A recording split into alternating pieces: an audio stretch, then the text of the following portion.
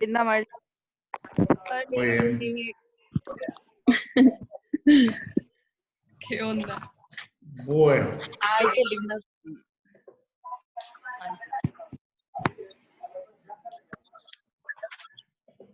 ¿Dónde nos quedamos, profe? ahí ustedes ven el fondo, Sí. No, ¿no? sí, No, ¿Sí o no? no. historia de maletas, dice. Ah, bien, entonces sí. Perfecto. Decíamos que cómo se hacía Profe, normalmente el manejo. Hace 10.000 años, prácticamente 100% a remoción manual.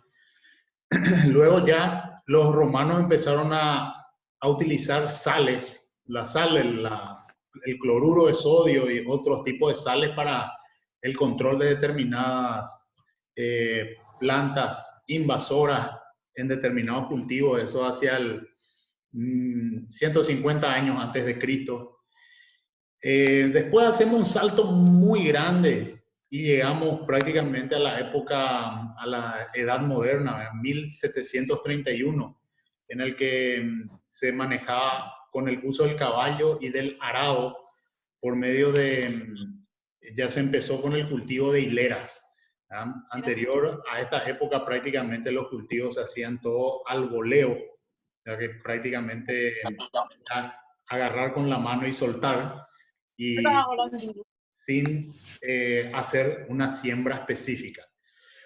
Ya por el principios del siglo pasado, parece muy lejano cuando decimos siglo pasado, pero hace 20 años recién que estamos en un nuevo siglo, se empezaron a utilizar sales inorgánicas como el ácido sulfúrico para manejo de plantas indeseadas en cebollas y cereales.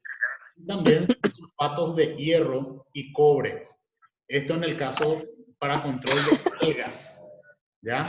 Y específicamente aquí ya vemos en el 1850, 1840, se inició el tema de las locomotoras y a partir del 1900 se empezaron a manejar las plantas invasoras no es cultivo en este caso, pero sí dañaba una actividad económica del hombre que eran las vías férreas y se utilizaba el cloruro de sodio. O sea, prácticamente la sal, así como de sal de mesa que hoy conocemos, se utilizaba para el manejo de plantas invasoras que finalmente en ese caso terminan siendo plantas dañinas porque afectan una actividad humana.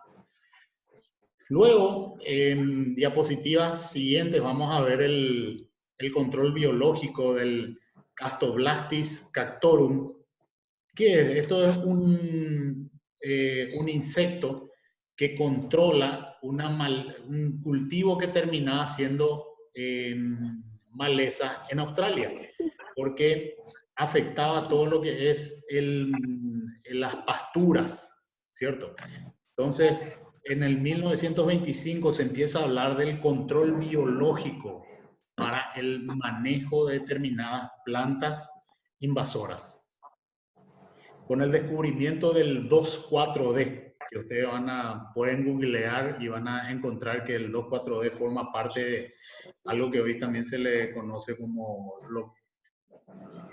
era la docena maldita. ¿Verdad? La docena maldita, ¿por qué? En el sentido de que eran 12 productos químicos altamente tóxicos y uno de ellos está los herbicidas, dentro de los herbicidas hormonales que está el 2,4-D.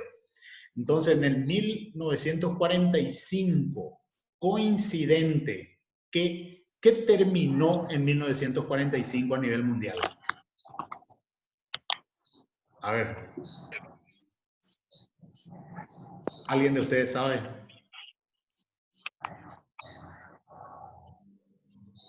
¿Me están copiando? Sí. Sí. ¿Qué terminó? A veces no es humano. ¿Qué pasó? En el 1945, ¿qué termina a nivel mundial? Alzan las manos. Ahí ya está mi mano. A ver, Mirta. Luz Céspedes. Marilyn Pérez. Mari, Marilyn Pérez, ¿qué terminó en el 1945? Ni idea. Wow. La Vale. Segunda Guerra Guerra Mundial. Ahí te dije, Ah, Kiko. sí sabía. Bueno, el término de la Segunda Guerra. Todas las industrias químicas, esto ustedes tienen que saber, finalmente la agricultura normalmente se considera como el basurero del mundo. ¿Por qué? Todo lo que se probó en las guerras y que ya no se utiliza más en las guerras se termina utilizando en la agricultura. Los tanques de guerra se transformaron en tractores, ¿sí? Después de la Primera Guerra Mundial se quedaron un montón de industrias. La Primera Guerra Mundial termina en 1919. Quedaron un montón de industrias que necesitaban seguir vendiendo sus productos. ¿Y dónde terminaron vendiendo esos productos? En la agricultura. Por ejemplo, el proceso Haber-Bosch, que ustedes pueden googlear, se escribe H-A-D-D-E-R, Bosch, así como las bujías Bosch, es un proceso por el cual se procesaba, valga la redundancia, se tomaba nitrógeno, que nosotros tenemos en el ambiente, tenemos 74% de nitrógeno en la atmósfera, y se transformaba en nitrógeno sólido. Finalmente, de ahí se extraía la urea. Y bueno, la urea es dentro del proceso de elaboración de la urea se generaban determinados explosivos que servían de fundamento para armas de guerra. Terminada la Primera Guerra Mundial, estas fábricas tienen que continuar vendiendo. Bueno, ¿qué pasa? Gente, científicos del mundo, nosotros tenemos que generar trigos que necesiten más nitrógeno, tenemos que generar híbridos de maíz que necesiten más nitrógeno, por lo cual se armó todo lo que después fue conocido como la Revolución Verde, que es el aumento de la producción en la misma área. Lo que vos producías de maíz en una hectárea, por ejemplo, era de 1000 kilos. Después de la Revolución Verde, que significa todo un movimiento de mejoramiento genético y de utilización de mayor cantidad de nitrógeno, significó que de 1000 kilos por hectárea esto pueda pasar a 4000 kilos por hectárea. A eso se le llama la Revolución Verde, ¿verdad? Donde posterior entonces a lo que es el término de la Segunda Guerra Mundial, en el 1945 quedaron sin posibilidad de venta un montón de herbicidas hormonales. Y ahí empezó el boom de los químicos, que de acuerdo a la bibliografía ustedes van a encontrar como insumos agrícolas, defensivos agrícolas, agroquímicos, pero totalmente mal llamado agrotóxico, porque cuando hablamos de agrotóxico significa que es tóxico para la agricultura, ¿ya? Y algo que ustedes tienen que fichar, ¿cómo se determina la toxicidad? La toxicidad es determinada por la dosis del ingrediente activo por unidad de área, en este caso, cuando hablamos de malezas, de plantas infestantes o plantas dañinas. Bien, cuando hablamos de fungicidas, es el ingrediente activo necesario para que pueda eliminar un proceso del hongo, que puede ser la respiración, puede ser la formación de hifas o puede ser la esporulación, ¿ya? Ahora, cuando hablamos de insectos, el ingrediente activo tiene que ser capaz de actuar en DL50. DL50 significa dosis letal media. O sea que la cantidad de producto que tiene que llegar para matar el 50% de la población de determinados insectos. Entonces, en la dosis está la toxicidad, en la dosis está el veneno, ¿ok? Y eso es válido también para herbicidas. Bueno, si bien todo esto empezó posguerra, en los procesos de posguerra y la interguerra, llamémosle de la Primera y Segunda Guerra Mundial, ¿dónde se potencia? Se potencia en la década del 60, ¿sí?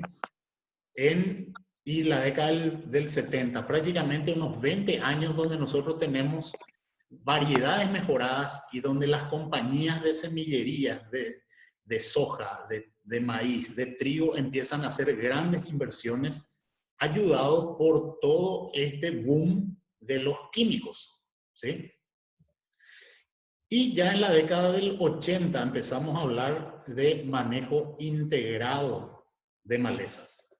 Esto lleva a que nosotros ya tenemos que pensar esto como una forma de no solo controlar químicamente las mismas, sino darle un manejo mucho más amplio y donde el control químico es lo último, pero en nuestra realidad es lo primero realmente que se utiliza. Bueno, después ustedes son ya de la generación que nacieron escuchando soja transgénica, ¿correcto? Ustedes prácticamente no han escuchado soja convencional, ¿ya? Ingresa al Paraguay prácticamente la soja transgénica o soja RR o soja también llamada Maradona. ¿Por qué? Porque vino de contrabando de la Argentina. Y así ingresó a Paraguay, allá por el año 2000. O sea que nosotros estamos conviviendo con biotecnología en soja desde hace 20 años. Bueno, ¿y qué pasa con lo que llamamos al inicio revolución verde? Se transforma en revolución de genes, ¿ya?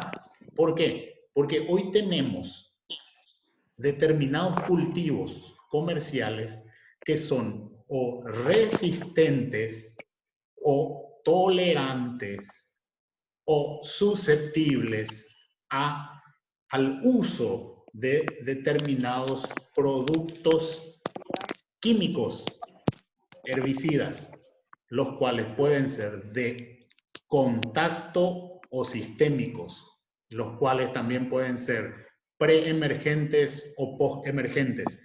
Vayan marcando esos conceptos y vayan anticipándose y vayan leyendo dentro de la semana para que cuando después desarrollemos esto nos encuentren con sorpresa y diferencien bien lo que es resistente, lo que es susceptible, de lo que es,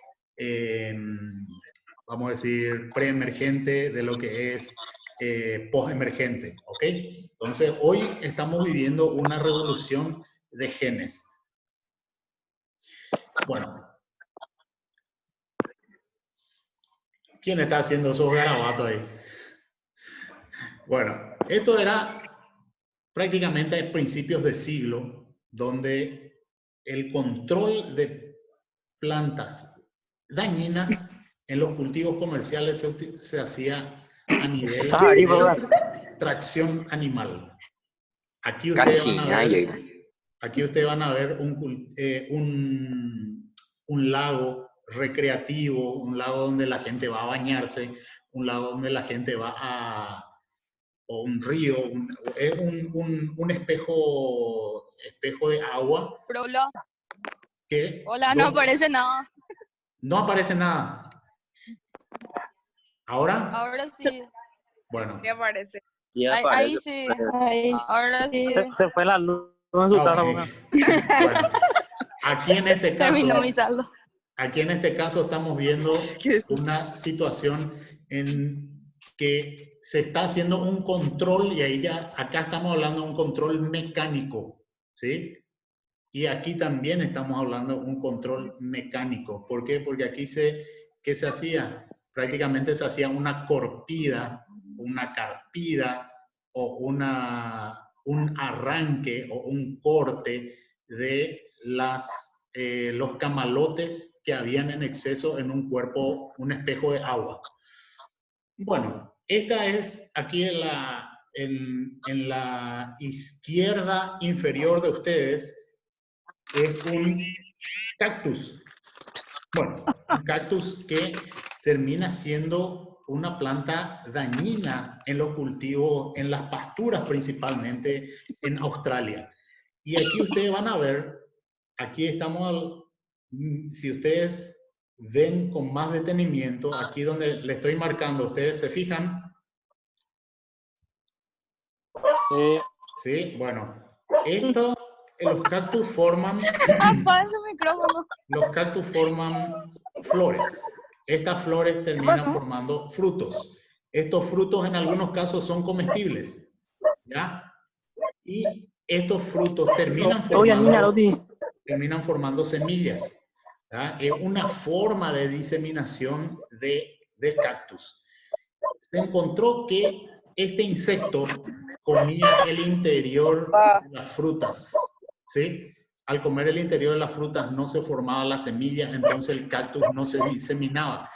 Ahí estamos hablando de control biológico, ¿sí? Aquí ustedes ven, aparte de atacar los frutos del cactus, también este insecto terminaba comiendo el interior de las hojas del cactus y la planta terminaba muriendo. Entonces, aquí no estamos hablando de ningún control químico, ni ningún control mecánico, estamos hablando de un control biológico.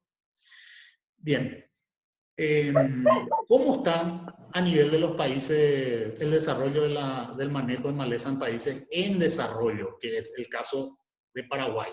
La gran mayoría estamos en terrenos, áreas tropicales y subtropicales, donde tenemos alta presencia de plantas de fotosistema C4.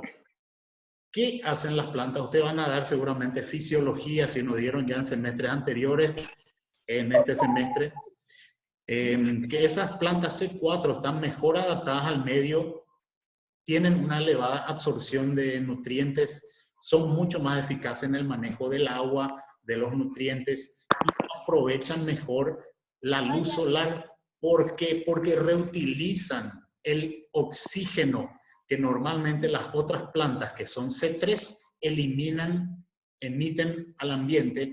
Las plantas C4 reutilizan el oxígeno, entonces son mucho más eficientes en fotosíntesis. Por eso vamos a ver muchas de las malezas que vamos a hablar en este semestre son C4, ¿sí? En países en desarrollo, en países desarrollados se utilizan mucho las maquinarias agrícolas y los herbicidas, ¿sí? En países en desarrollo, principalmente en las pequeñas fincas, el agricultor todavía utiliza control mecánico. Este control mecánico entonces le insume, imagínense, 40% de su tiempo laboral en operaciones de limpieza. Entonces, en lugar de jugar vóley, jugar un fútbol, estudiar, no creo tanto, ¿verdad? Estar con la señora, estar con los hijos, o la mujer estar con el marido, estar con los hijos, insume 40% de su tiempo laboral en operaciones de limpieza manual. Entonces, todo lo que está limpiando ahí termina siendo planta dañina. ¿Por qué? Porque el concepto de planta dañina es aquella que afecta la economía del hombre, ¿sí?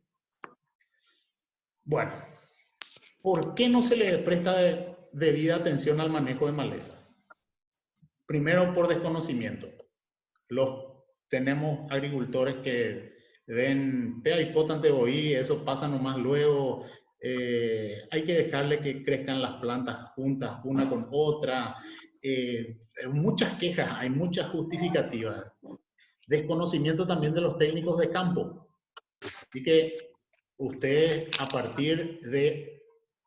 Hasta ayer eran ignorantes en la materia. A partir de hoy se genera una transformación en ustedes que va a derivar en que todos estos conocimientos que van a ir adquiriendo puedan transportar y llevar a campo. También los servicios de protección vegetal, esto lo realiza el SENAVE en la medida de sus cuestiones. Hoy estamos hablando mucho de cuarentena. Nosotros tenemos también una dirección de cuarentena vegetal a nivel del SENAVE. Eso podemos ir desarrollando con más precisión más adelante. Ausencia de transferencia de tecnología. ¿Qué significa esto? No hay una extensión. Y no digo solo extensión universitaria, ¿verdad? Sino la gente que investiga finalmente o no publica, o si publica, no difunde, ¿verdad? Y no hace un llamado. Mi sueño este año es hacer un seminario sobre manejo integrado de malezas. Por lo menos vamos a pelearnos ahí en una tarima entre 2, 3 profesionales y abrir un debate entre los alumnos. Es un sueño, vamos a ver si conseguimos. Y eso es transferencia de tecnología. Y no se está haciendo con la cantidad necesaria. Bueno, en Paraguay nosotros no tenemos programas nacionales de investigación a nivel de control de malezas. Tampoco sobre ecobiología. Hay algunos estudios, pequeños estudios financiados por el INVIO, que se tuvo, gracias a eso, un manual de identificación de malezas, vamos a decir, más tradicionales en el Paraguay. Pero bien, es muy básico, ¿sí? Y si no se investiga, poco se publica, ¿verdad? Entonces tenemos muy poca información a nivel de malezas. Y también no tenemos muchos cursos de grado y de posgrado en esta materia, ¿verdad? O sea que ustedes van a desarrollar manejo integrado de malezas y después si alguien quiere hacer un posgrado en manejo integrado de malezas, en Paraguay no encuentra, ¿sí? En otros países se encuentra con nombre de herbología, en Brasil, por ejemplo, que es toda una especialización, pero bien, esta es nuestra realidad de país. Bueno, necesidad del desarrollo del manejo. Nosotros no podemos, hay una tendencia a hablar de manejo integrado de cultivos. No podemos hablar manejo integrado de cultivos sin manejo integrado de malezas. Y esta incluye la rotación de cultivos, que vamos a hablar con más detenimiento en nuestras clases, los métodos de cultivo y el uso de herbicidas. No es solo netamente uso de herbicidas. Aquí un ejemplo del control cuarentenario.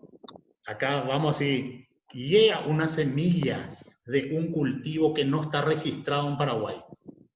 Puede seguir 3 caminos. Esta puede estar permitida y se ingresa, puede estar prohibida o estar en un estado intermediario. Este estado intermediario es lo que llamamos cuarentena. Entonces, esto va a pasar a un control oficial. ¿Por qué? Porque esa semilla de un cultivo que no es tradicional en Paraguay, o sea que termina siendo una semilla invasora, va a ser un cultivo invasor, puede traer consigo unas plagas cuarentenarias potenciales. Y eso sigue otra vez el camino de evaluación de riesgo de la maleza. Esto sigue padrones internacionales. Al evaluar pasa a una segunda etapa. Esta se puede aceptar y pasa de nuevo a ser solo prohibida. Ella puede pasar otra vez un proceso y puede ser rechazada. Al ser de vuelta, pasar por etapa 1, etapa 2, ella puede llegar a la evaluación de post-entrada y terminar siendo permitido su ingreso. A eso le llamamos control cuarentenario, que funciona relativamente bien dentro del SENAVE en Paraguay. Bueno, ¿qué necesitamos para conocimientos básicos? Identificar las malezas, su nivel de infestación, su biología, sus efectos competitivos, las estrategias de control y por qué ellas tienen tanto éxito.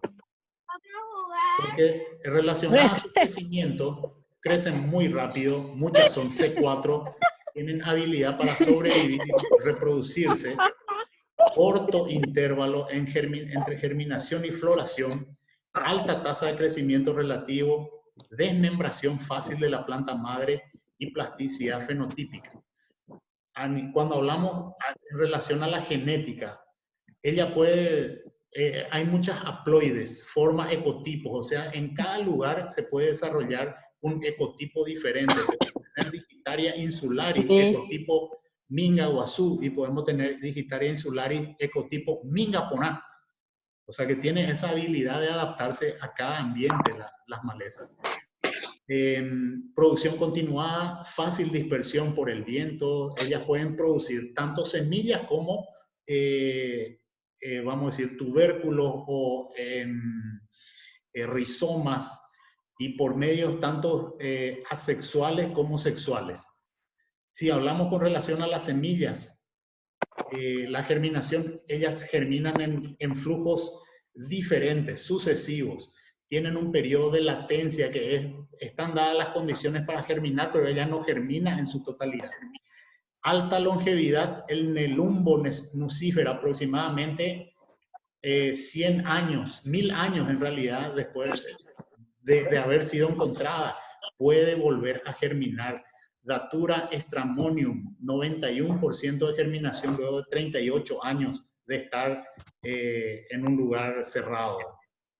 Y de ahí su importancia. Finalmente se estima que existen 250.000 especies vegetales. 0,1% son consideradas plantas que pueden ser dañinas, o sea, 250. 75 de ellas son consideradas las peores malezas del mundo, o sea, 30% del 0,1% de las 250.000 especies vegetales. Bien, y otra vez de esas 76 peores malezas forman parte, 70% se queda en 12 familias. Poáceas, que son las gramíneas, y las asteráceas principalmente.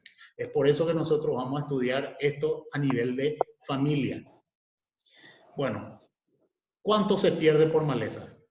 33 billones de dólares anuales en Estados Unidos, 4 billones de dólares por año se utiliza en herbicidas, se pierden 2 billones de dólares a nivel de pasturas por malezas. En los céspedes y en las gramas, en los campos de golf, se invierte 1,5 billón de dólares en manejo. El manejo de malezas acuáticas, 100 millones de dólares al año. Aquí tenemos un ejemplo de número de plantas de arroz rojo y la reducción del rendimiento de granos de variedades de trigo. Aquí vemos Le Bonnet, Irga 410, Le Mont Mars. Estas son variedades de arroz. Lo que está en azul indica cuántas plantas de arroz rojo hay por metro cuadrado. Y en lo que está en rojo indica cuánto es la reducción de rendimiento en porcentaje. Por ejemplo, en la variedad Le Mont tenemos que si existen 50 plantas de arroz rojo por metro cuadrado, se da una reducción de 16% en el rendimiento del cultivo. Entonces vemos que la reacción a la presencia de malezas es varietal también. Acá el Le Bonnet, para que pierda 60% de rendimiento, tiene que haber 106 plantas de arroz rojo. Y el arroz rojo es el mismo Oryza sativa, solo que es rojo a nivel de coloración del grano. Entonces es muy complicado para control, vamos a decir, químico inclusive. Bueno, también sabemos, las malezas no siempre son malezas, dan protección al suelo, cubren a los microorganismos, producen polen para producción de miel, por ejemplo, ayudan a la reducción de la acidez, la erosión, aportan materia orgánica una vez que se descomponen, movilizan y reciclan nutrientes porque exploran profundidades del suelo muy dispares, muy profundas. Por ejemplo, hay malezas indicadoras. Cuando tenemos Sorghum alepense, que es sorgo de Alepo, tenemos que hablar de suelos fértiles. cuando tenemos presencia de verbena, entonces nuestra famosa verbenaí, esto se presenta por regla general en suelos fértiles. Si tenemos presencia Taraxacum officinale, diente de león, por ejemplo, esto nos denota suelos de textura franca, suelos a nivel húmedo. Entonces, si vamos, el pirií, por ejemplo, si vemos pirií, que tenemos mucho ahí en el fondo de la facultad, ahí habla de suelos de baja fertilidad natural, ¿sí? Entonces, para eso nos sirven también las malezas. Vamos a suelos modificados, los Chenopodium, Amaranthus, que son los Carurú, y los diferentes tipos de nabo que reciben el nombre de Brásica. Bien, las malezas también nosotros utilizamos casi a diario con el tereré. Ahora ya el tereré termina siendo individual, ya no colectivo. Utilizamos el pojañaná, pojarunzá. Entonces, todo esto termina siendo también importante cuando estudiamos malezas. Fíjense aquí, el contenido de vitamina A y C en yuyos comestibles y otros alimentos. Fíjense, el contenido de vitamina C de la quinoa blanca. Quinoa es aquello que normalmente viene ahora con el mezclado con otros productos para buscar fibra y mejor circulación intestinal. Fíjense, él contiene casi 12.000 unidades internacionales por 100 miligramos de vitamina C, ¿ya? Y contenido de vitamina A y casi 80 miligramos por 100 gramos del producto tiene 3 veces más calcio que la leche. ¿Vale? Y esto es considerado una maleza en determinados lugares. Aquí el amaranto también. Fíjense, la quinoa tiene más vitamina C que la naranja. ¿Ya? Y eso en un momento dado como el que estamos viviendo hoy no se habla mucho. ¿Ya? Que necesitamos alta necesidad, necesitamos vitamina C para hacer frente a determinadas enfermedades, principalmente resfríos, en algunos casos determinadas influencias. ¿Ok? Aquí vemos la comparación de calcio y hierro. ¿Ya? Alto contenido de calcio, inclusive más que la leche. Aquí vemos la leche tiene 100 miligramos por 100 gramos de calcio y la quinoa está por los 300. El amaranto está por los 200. Taraxacum officinale, que es el diente de león, está por los 200 también. Entonces, ahí la pregunta, las malezas, o sea, las plantas que consideramos malezas, ¿todas son perjudiciales? Comparación de macronutrientes. Aquí esto es para que ustedes vayan mirando con más detenimiento y que estas plantas que son consideradas malezas tienen alta cantidad de humedad, alta cantidad de agua y una cantidad de proteína interesante. Imagínense, la leche tiene 3.3, la quinoa blanca tiene 4.2. Si comparamos con un queso crema que tiene 7. Entonces, tenemos, inclusive aquí vemos el amaranto, cantidad de energía proteica es 43, superior a la leche y superior al queso crema. Bueno, a nivel de contenido, la quinoa blanca, si ustedes se fijan, tiene una cantidad muy interesante. La quinoa blanca es la que está en celeste, de isoleucina, lisina, leucina, metionina, fenilalanina, etcétera, etcétera, que ustedes pueden mirar con más detenimiento. Aquí los cultivos, leche materna, perdón, girasol, trigo, brócoli y comparativamente carne y leche materna en lila, ustedes ven que hay productos, hay plantas consideradas malezas que tienen niveles muy interesantes de leucina, lisina, etc. Y bien, yo creo que por hoy corrimos bastante bien, con satisfacción podemos considerar terminada la unidad 1 y agradezco la participación y vamos a marcar para otra ocasión para avanzar un poco más en las unidades. ¿Ok? Muchas gracias.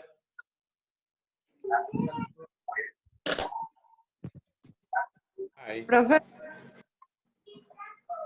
Hola, sí.